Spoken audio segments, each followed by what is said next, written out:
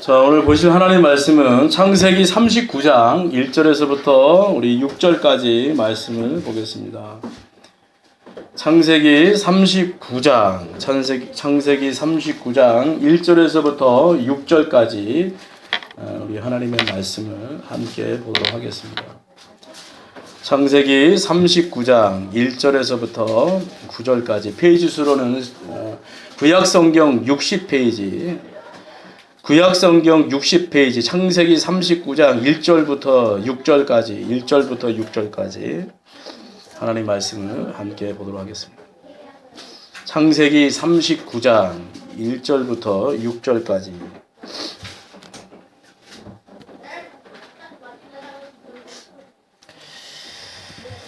60페이지입니다. 창세기 60페이지. 창세기 39장 1절부터 6절까지 다 찾은 줄 알고 이 시간 우리 교독하겠습니다. 제가 1절, 여러분 2절 교독하겠습니다. 요셉이 이끌려 애굽에 내려가매 바로의 친하 친위대장 애굽 사람 보디발이 그를 그리로 데려간 이스라엘 사람의 손에서 요셉을 산이라. 여호와께서 요셉과 함께 하심으로 그가 형통한 자가 되어 그의 주인 애굽 사람의 집에 있으니 그의 주인이 여호와께서 그와 함께 하심을 보며 또 여호와께서 그의 범사에 형통하게 하심을 보았더라. 요셉이 그 주인에게 이를 일러 섬김에 그가 요셉을 가장 종으로 삼고 자기의 소유를 다 그의 손에 위탁하니 그가 요셉에게 자기의 집과 그의 모든 소유물을 주관하게 한 때부터 여호와께서 요셉을 위하여 그의 애굽 사람의 집에 복을 내리심으로 여호와의 복이 그의 집과 밭에 있는 모든 소유에 미친지라. 주인이 그의 소유를 다 요셉의 손에 위탁하고 자기가 먹는 음식 외에는 간섭하지 아니하였더라. 요셉은 용모가 빼어나고 아름다웠더라. 아멘. 오늘 말씀의 제목은 비전을 위해 행동하라. 비전을 위해 행동하라 라고 하는 말씀의 제목을 통해서 함께 은혜를 받도록 하겠습니다. 여러분들이 혹시나 텔레비전이나 또 주변의 사람들의 어떤 말을 통해서 졸부라고 하는 얘기를 들어보신 적이 있으십니까? 졸부. 그 반대되는 말은 거부, 이런 얘기가 있겠죠. 여기서 말하는 졸부는 여러분 잘 알고 있듯이 정당한 노력이나 수고 없이 주변의 변화된 환경에 의해서 대단한 그 부를 축적한 그런 사람들을 가리킨다라는 것입니다. 쓸모없는 그런 땅이 도시 개발에 의해서 엄청난 가격에 이제 팔리게 되고 그래서 한순간에 벼락부자가 된 사람들, 이런 사람들 우리가 졸부라고 얘기를 합니다.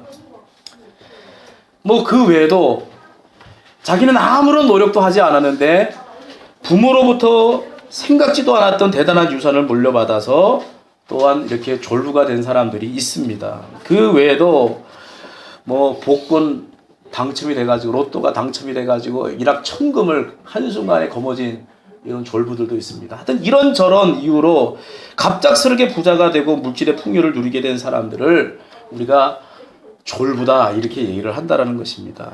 그런데 이 졸부들에게 있어서의 공통점이 있다라는 것입니다. 그것은 무엇이냐? 자신이 가지고 있는 그 물질을 소중히 여기지 않는다라는 거예요. 그리고 그 가치를 잘 모릅니다. 그래가지고 흥청망청 그냥 돈을 물 쓰듯이 쓰는 겁니다. 그래서 다른 사람들이 그 사람들의 어떤 그 졸부의 행태를 보면서 굉장히 눈살을 찌푸리고 그리고 어떤 비난의 대상이 되는 것을 우리가 많이 봅니다. 자, 그에 반면에 정말 피땀 흘려 물질을 모은 사람들을 우리가 보면 어떻습니까? 돈 한 푼 굉장히 아쉬워합니다. 돈 한 푼이 새롭습니다. 그래서 한 푼 쓰는 것도 굉장히 조심스러워요. 그래서 기왕이면 가치 있는 일을 위해서 돈을 쓰는 것을 볼 수가 있습니다. 우리에게 유한양행의 그 유일한 박사, 이분에 대한 이야기를 여러분 들으신 줄 믿습니다. 평생 땀 흘려 벌고 모은 그 전 재산을 갖다가 자손들에게 이렇게 나눠준 것이 아니라 사회를 위해 쓰도록 배려했던 훌륭한 그런 사람입니다. 뭐 그뿐 아니라 우리가 자주 그 듣는 얘기들 가운데 뭐 어떻습니까? 젓갈 장사를 하셨던 뭐 할머니, 그리고 바느질을 했던, 그리고 분식집을 했던, 떡볶이 장사를 했던 할머니들이 정말 자신이 그렇게 어렵게 벌었던 돈들을 갖다가 좋은 일에 기부하는 것을, 뭐 대학교에 기부를 한다든지 불우한 사람들을 도우라고 이렇게 사회에 환원하는 이런 일들을 우리가 보고 들었을 것입니다. 도대체 무엇이 이런 차이를 만들었을까 한번 우리가 생각해 보면 다른 것이 아닙니다. 과정에 있다고 생각합니다. 그것은 그들의 차이가 뭘까? 다른 데서 우리가 찾을 수 있는 것이 아니라 과정이라는 거, 과정. 이 졸부들은 그 돈을 모으기까지 다른 사람들이 흘린 그 땀과 수고와 눈물이 담긴 그 과정을 모른다라는 것입니다. 그러니 쉽게 벌은 돈을 쉽게 그냥 물 쓰듯이 쓰는 거예요. 가치 없이 그냥 써버리는 거예요. 별 생각 없이 막 돈을 써버리는 것입니다. 하지만 가정을 아는 사람, 그 가정을 겪었던 사람들, 힘들게 자기가 피땀 흘려 정말 애쓰면서 벌었던 그 가정을 알기 때문에 단돈 100원이라도 신중하게 꼭 필요한데 쓰려고 한다라는 것입니다. 이만큼 우리 인생에 있어서 가정이라는 것은 너무나도 중요하다는 거예요. 우리가 오늘 말하려고 하는 이 비전, 우리가 뭐 비전, 꿈 뭐 이렇게 얘기하는데 이 비전 여기에도 이 원리는 적용이 된다는 것입니다.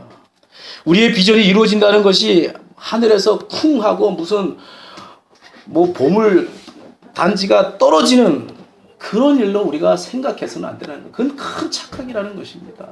어느 한순간에 우리가 꿈꾸고 우리가 세웠던 비전이 이루어지는 것이 아니라는 것입니다. 이 비전을 이루는데도 과정이라는 것이 꼭 필요하다는 것입니다. 여러분, 성경에 나오는 수많은 그야말로 믿음의 선진들, 믿음의 그 훌륭한 분들이 이런 가정이 없이 그 비전의 고지에 이르는 사람이 어디 단 한 사람이라도 있습니까? 모두가 그야말로 굴곡 있는 인생들을 다 살았다라는 것입니다. 그들에게 소위 인생의 쓴맛이라고 하는 고생과 눈물, 역경과 시련이 있음을 우리는 너무나도 잘 알아요. 여러분, 우리가 믿음의 사람이라고 말하는, 믿음의 조상이라고 말하는 아브라함을 보시기 바랍니다.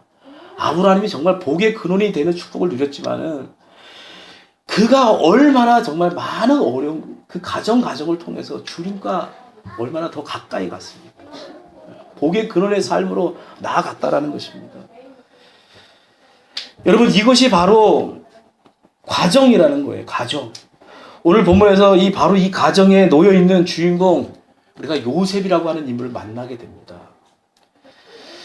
자, 그리고 저는 이 가정에 놓여 있는 이 요셉의 삶을 우리가 같이 한번 들여다보면서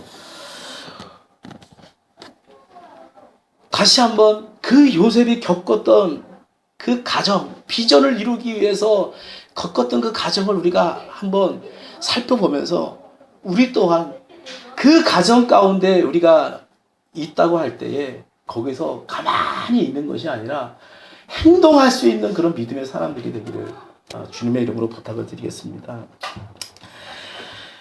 여러분, 여기서 오늘 말씀의 제목으로 비전을 위해 행동하라 라고 하는 말씀을 제가 세웠습니다. 그런데 이것은 비전이라고 하는 이 단어를 갖다가 좀 약간 길게 그래도 풀어 쓴 것이 오늘 본문, 아니 오늘 말씀의 제목이라는 거예요. 비전을 위해서 행동하라.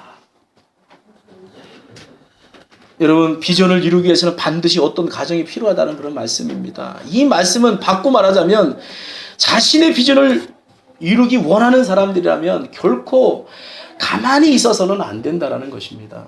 움직여야 합니다. 그 비전의 고지를 향해서 나아가는 그런 행동이 꼭 뒤따라야지만이 오늘 우리가 그 비전을 이룰 수 있습니다. 하나님이 우리에게 주시고자 하는 그 축복, 그것을 우리가 성취할 수 있다는 것입니다. 자, 오늘 우리가 이 창세기 39장 1절에서 6절까지 말씀을 읽었는데 이 이전의 얘기를 우리는 너무나도 잘 압니다. 어떤 일이 있었습니까? 어떤 사건이 있었습니까? 이 요셉의 형들이 이 요셉 동생을 갖다가 너무 미워한 나머지 아버지의 사랑을 독차지하고 그리고 뭐 꿈만 꿨다고 한다면 자기 잘난 그런 얘기만 하는 거예요. 그 꿈 내용들을 들어보면 뭐 별들이 자기 별을 향해서 자기를 향해서 이렇게 절을 했다느니 곡식단들이 자기를 향해서 다 절했다든지 뭐 이런 얘기를 하고 맨날 아버지 사랑을 독차지하니까 이 형들이 이 동생이지만 피를 나는 형제고 동생이지만 미워가지고 어떡합니까? 죽여버리잖아요. 죽여버리려고 합니다. 죽여버리려고. 아버지의 심부름으로 그 형들에게 입을 것과 먹을 것을 갖다 주는데 이 형들이 작당을 한 거예요. 정말 저 미운 저 요셉을 갖다가 잘됐다. 아버지 없을 때 죽여버리자. 그 모의를 했어요. 그런데 그래도 제일 맏형인 루벤이 야 그래도 피를 나눈 그 형제인데 죽이면 되겠느냐. 우리 죽이지 말고 좀 다른 방법을 좀 생각해보자. 그래가지고 생각해낸 게 뭡니까? 노예로 팔아버리는 거예요. 마침 이스마엘 상인들이 그 앞을 지나가게 됐어요. 그래가지고 동생을 갖다가 인신매매를 한 거예요. 인신매매. 은 30냥에 팔아버린 거예요. 졸지에 그야말로 사랑받는 아들이었던 이 요셉이 다른 나라의 타국의 노예의 신세가 되어버린 것입니다. 자, 오늘 우리 본문의 이 말씀이 바로 이 사건 직후에 기록된 그런 내용인데 우리는 이 일 후에 요셉이 겪었던 많은 어려움을 우리는 너무나도 잘 압니다. 목사님들이 사실 이 설교 얼마나 많이 합니까? 그런데 이 어려움은 재수가 없어서 생긴 일이 아니라는 거예요. 지난밤 꿈자리가 뒤숭숭해가지고 생긴 그런 일로 우리가 치부해버려서는 안 된다는 것입니다. 오늘 우리 예수 믿는 사람들이 나 자기도 모르게 아유 정말 재수 없어. 오늘 재수 없는 날이야. 조심해야 되겠어. 아 꿈자리가 뒤숭숭해. 이런 소리 하면 안 되는 거예요. 여러분 오늘 예수 믿는 사람들 안에는요 다 하나님의 계획과 섭리가 있는 거예요. 뭐 재수가 없어서 이런 일이 일어나고 꿈자리가 이런 얘기하면 안 된다는 것입니다. 여러분 지금의 이런 여러 가지 이제 요셉이 당하는 많은 그런 어려움들 이 어려움들은 자신이 가지고 있던 비전을 이루기 위해서 반드시 행동해야만 한다는 그런 사실을 배우도록 정말 어떻게 보면 필연적인 사건이라는 거예요. 그것이 비록 자발적인 의지가 아니라 형들에 의해서 저질러진 그런 일이라 할지라도 이것은 요셉이 비전을 위해 행동하는 것이 무엇인지를 배우는 너무나도 중요한 계기가 됐다라는 얘기입니다. 여러분 보면요. 정말 비전을 이루지 못하는 사람, 하나님의 일을 뭐 세상 일도 마찬가지입니다. 제가 참 라디오를 들어도요. 어느 때 보면 그 라디오를 통해서 많은 것을 깨달을 때가 있어요. 어떤 그 주부가 사연을 보내왔어요. 사연을 보내왔는데 어떤 사연을 보내왔느냐면 자기 남편이 사실 잘 나갔던 남편이었다는 거예요. 대기업에 임원으로서 뭐 연봉도 몇 억씩 받고 그런데 이제 일찍 정퇴를 당해가지고 퇴직을 이제 당해서 집에서 놀게 되었다라는 것입니다. 근데 1년, 2년, 3년 계속 노는 거예요. 그러니까 일자리가 들어와도 내가 그래도 대학까지 나온 사람인데 어떻게 이런 일을 해. 계속 그런 얘기만 하면서 그냥 집에서 그냥 놀고 먹는 거예요. 여러분 아무것도 하지만 그 사람 발전이 없는 거예요. 물론 대학을 나왔다 할지라도 자기 수준에 맞지 않는 일을 할지라도 나가서 하는 거예요. 하다 보면 또 좋은 일이 열리고 또 할 수 있는 어떤 뭔가 하나님께서 길도 열어주시는데 맨날 그런 얘기는 하고 있고 행동하지 않으면요. 비전을 이룰 수가 없다는 거예요. 아무 일도 할 수가 없다는 겁니다. 여러분 이 요셉이라고 하는 인물이 만약 그 아버지 밑에서 맨날 사랑만 받고 있고 재롱만 피우고 있었다고 한다면 정말 그 사람이 나중에 그렇게 훌륭한 하나님 앞에서 사용되어지는 사람이 될 수 있었을까요? 애굽의 총리가 될 수 있었을까요? 하나님께서 어떻게 보면 그를 그 자리에서 번쩍 끌어다가 그야말로 행동에 옮길 수 있는, 비전을 위해서 움직일 수 있는, 행동할 수 있는 그 자리로 옮겨놨다라는 것입니다. 이게 은혜고 축복이라는 거예요. 그 어려움이, 그가 당하는 그 어려움이, 그 가정이 그에게 얼마나 사실은 나중에 축복으로 다가오느냐, 우리가 이것을 볼 수 있어야 된다는 것입니다. 자, 그렇기 때문에 본문 39장에 기록된 요셉의 삶은 너무나도 어떻게 보면요, 이 사실을 알고 있었는지 어쨌는지 그야말로 태어나고 여유만만했다라는 것입니다. 도무지 억울하게 노예로 팔려온 사람 같아 보이지 않았다라는 것입니다. 따라서 여기서 우리는 비전을 위해 행동하는 요셉을 정말 만날 수 있어야 될 줄 믿습니다. 여러분, 우리가 1절과 6절의 말씀을 우리가 다시 한번 보면 요셉은요, 원망이라고 하는 그 본능적인 감정을 어떻게 했느냐면 넉넉하게 뛰어넘었다라는 것입니다.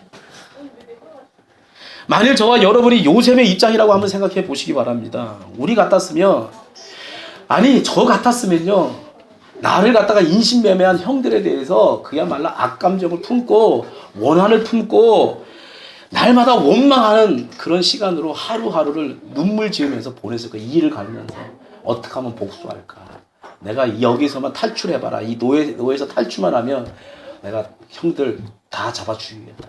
아니 그렇지 않겠습니까? 그러나 여러분, 요셉을 보십시오. 지금 자신에게 주어진 상황에 최선을 다합니다. 비록 노예 신분이지만 마음만은 노예가 아닌 자유인으로서 마음껏 자기 그 주어진 삶에 열심을 다하더라는 것입니다. 원망과 불평한 시간조차도 지금 자신에게 주어진 삶을 위해서 최선을 다하는 거예요. 그러니 여러분, 우리 하나님께서 그것을 보면서 가만히 계시겠습니까?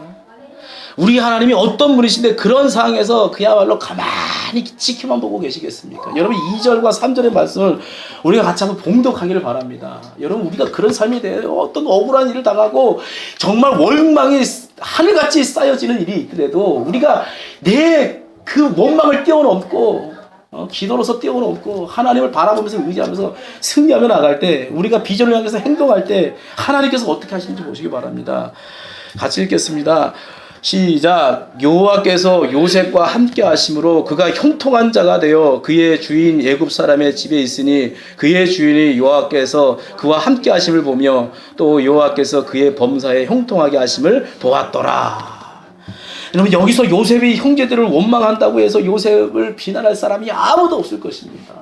다 요셉의 편을 들고, 야, 네가 그렇게 정말 흥분할 만하다, 네가 정말 그렇게 원망할 만하다, 그 형들 욕할 만하다, 막 그러면서 오늘 우리가 어떻게 보면 이제 요셉의 편을 들면서 요셉을 막 어떻게 보면 들쑤셔 놓을 거예요, 더. 그런데 요셉을 보십시오. 그렇게 하는 것이 자신의 비전을 이루는 것에 결코 도움이 되지 않는다는 사실을 요셉은 너무나도 잘 알고 있었다는 거예요. 그래서 그 원망을 극복하기 위해 부지런히 움직입니다. 어떻게 움직였을까요?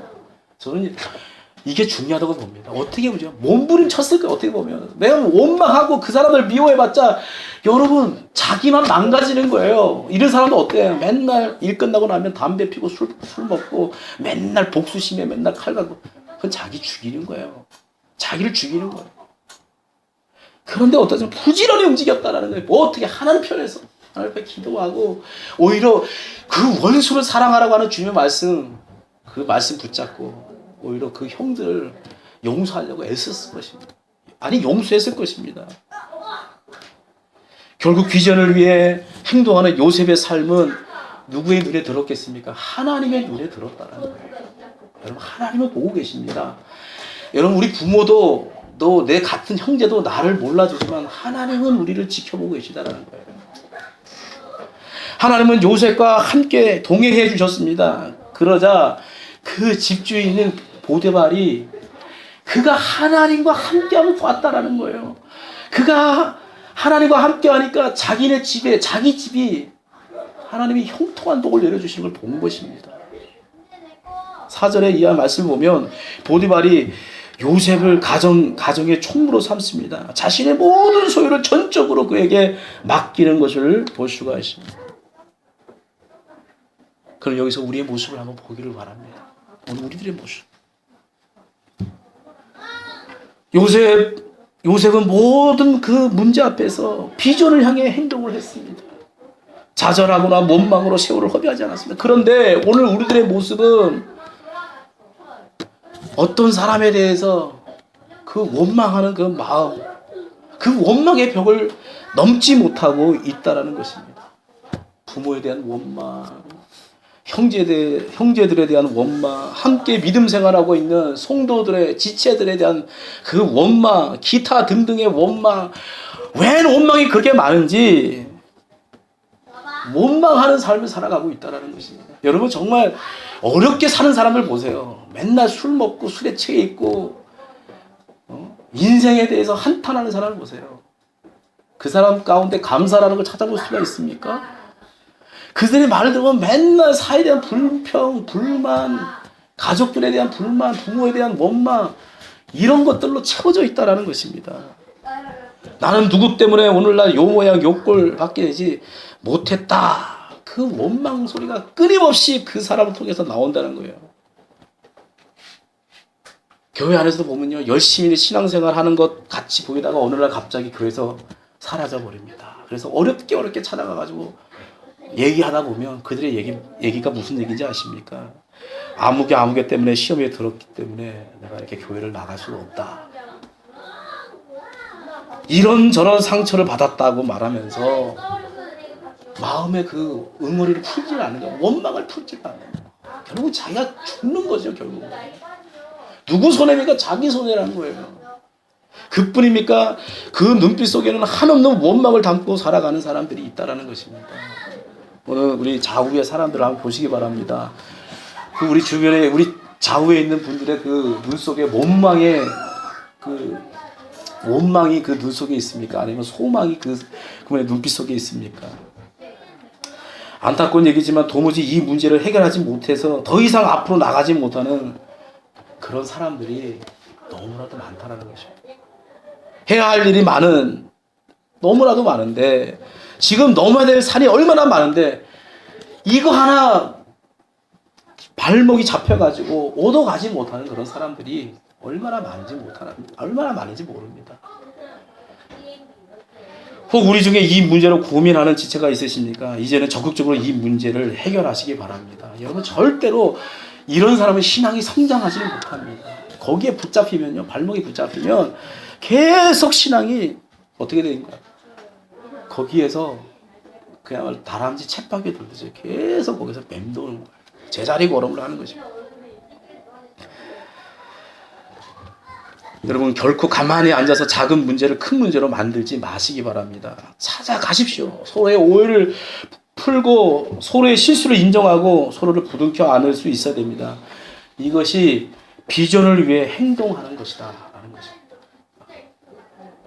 여러분 사도 바울도 고린도 교회를 생각하면서 이런 문제를 고민했습니다. 여러분 고린도 교회가 당시 얼마나 그야말로 분열되어 있고 분파가 난립을 했습니다. 그래가지고 성경 그 말씀에 보게 돼도요, 뭐 바울파, 그리스도파, 베드로파, 무슨 파 해가지고 서로 얼마나 치열한 싸움이 벌어졌는지 몰라요.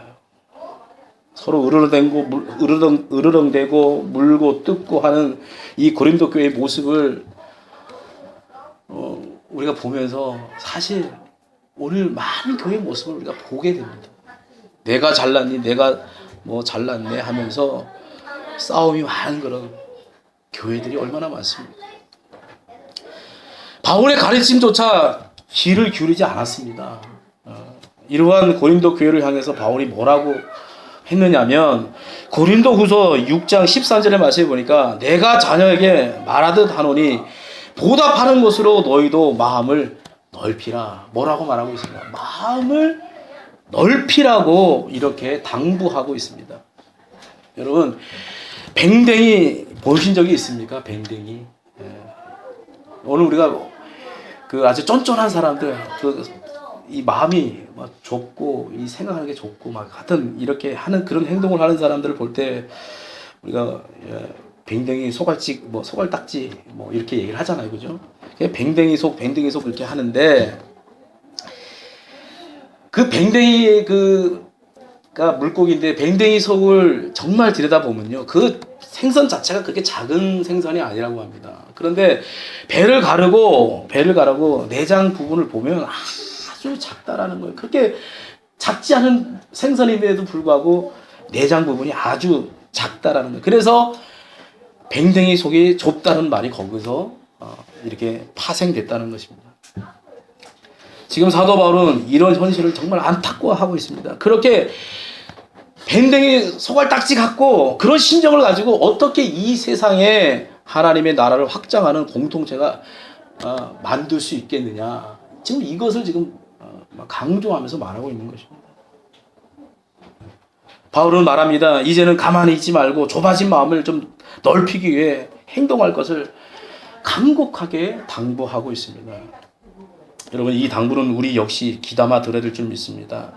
저와 여러분이 비전을 가진 특별한 사람이 되고자 한다면 우리의 그 그릇을 넓게 크게 만들기 위해서 행동해야 한다는 것입니다. 원망과 시비에 너무나도 익숙해져 좁아 터진 그릇을 가지고서는 절대로 하나님께서 우리에게 주신 그 비전을 우리가 이루어갈 수가 없다라는 것입니다. 하나님께서 그래서 우리를 복 주시기 위해서 우리에게 막 하나님의 그 은혜 축복을 막 부어주시기 위해서 우리에게 먼저 요구하시는 게 뭔지 아십니까?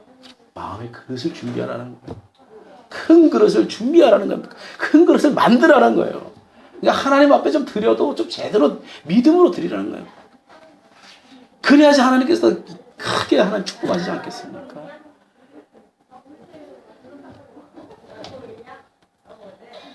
그래서 오늘 우리는 정말 이제는 넉넉하고 풍성한 큰 그릇이 되기를 정말 다시 한번 주의 이름으로 축원을 드립니다. 여러분, 아무것도 하지 않고 가만히 있는 사람은 여러분 아무것도 이룰 수가 없습니다. 멈추어 있는 사람에게 기회라는 것은 저 멀리 있는 것입니다. 여러분 기억하십시오. 비전은 행동하는 자의 것입니다. 비전은 행동하는 자를 기다리는 축복의 땅임을 오늘 우리는 다시 한번 기억해야 줄 믿습니다. 오늘 우리 모두 그 비전의 땅에 넉넉히 들어가게 되기를 주의 이름으로 축원을 드리겠습니다. 기도하겠습니다. 사랑이 많으신 주 여호와 하나님 아버지, 오늘도 하나님 이 말씀을 통해서 우리의 마음의 밭을, 마음의 그릇을 넓히는 작업을 우리가 하게 하여 주시옵소서. 마음에 좁아서 하나님이 우리에게 말씀하시는 주시는 그 복을 제대로 받아 누리지 못하는 하나님이 주신 그 비전을 하나님 우리가 누리지 못하는 그런 어리석은 자들이 되지 않게 주님, 이제 우리가 비전을 향해서 행동할 수 있는, 믿음으로 움직일 수 있는 우리 성도들이 다 될 수 있도록 축복해 주시옵소서. 예수님의 이름으로 기도드리옵나이다. 아멘. 자, 우리 288장 찬송 부르시겠습니다. 찬송가 288장.